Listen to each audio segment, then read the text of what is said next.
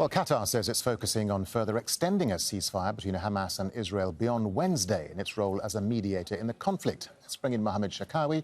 He's a professor of conflict resolution and diplomacy at George Mason University. Mohammed, welcome back. So the heads of the CIA, Mossad and Egypt's spy agency are all now here in Qatar for talks. What exactly are the mediators pushing for now? Is it just another extension to the ceasefire, or are they looking beyond that in terms of maybe a political solution? I think they are embracing a more promising framework of where they can push the mediation and negotiation forward. That means we have completed one phase of releasing or swapping number of civilian hostages for number of Palestinian prisoners.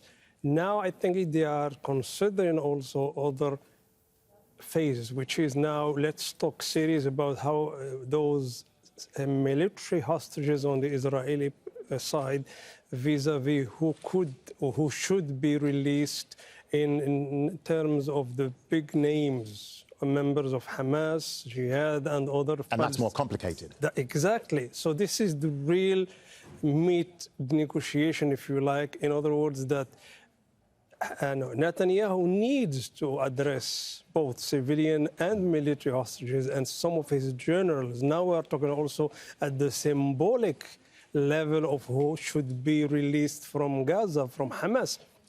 Therefore, I think the Qatari mediation is gaining more prominence, more significance.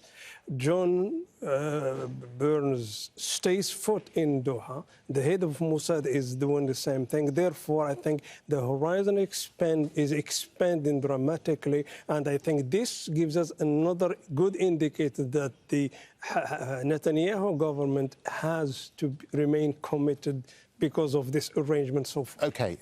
Also, we know that Netanyahu is under growing pressure from the Americans to change the conduct of the war. How do you see the military operations of both Israel and Hamas evolving against the backdrop of this diplomatic pressure that's happening? I think this is a dialectic that can go either way. In other words, we have diplomacy competing with militarism. And the Netanyahu group still insists that no matter how we succeed this first swap over 5 days, we are going to resume fighting. I think this is not going to hold much longer because there is this combination. Three factors are working against the choice of militarism and military plight.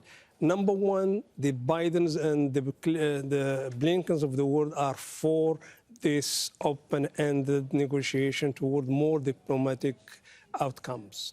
Number two, the Qataris, the Egyptians are also for both concessions from the Israelis as well from Hamas. Number three, Israel has now witnessed a bright day. So the families, the public opinion has higher expectations. Therefore, the Netanyahus of the world cannot go back and close this window of light. Therefore, I think the momentum, the locomotive of diplomacy has started and it should continue forward. Let me get a final thought from you. What will it take then for the mediators and the Americans to change Israel's tactical thinking? Because even President Biden tweeted last night that war alone is not going to resolve this conflict. I think we need two things to be combined at once. One is the mediation itself, and I think it remains impartial, it remains promising, and it has fulfilled a certain level of productivity. More than 50 hostages are being released. A bigger number of Palestinian prisoners have been all released. This is where we can build up some confidence. Number two, Washington has to push for more concessions from the Netanyahu. Therefore, it's a matter of a combination, internal and external as well. Forces coming together. OK, Mohammed Cherkaoui, we have to leave it there. Thank you very much indeed for your time and your analysis.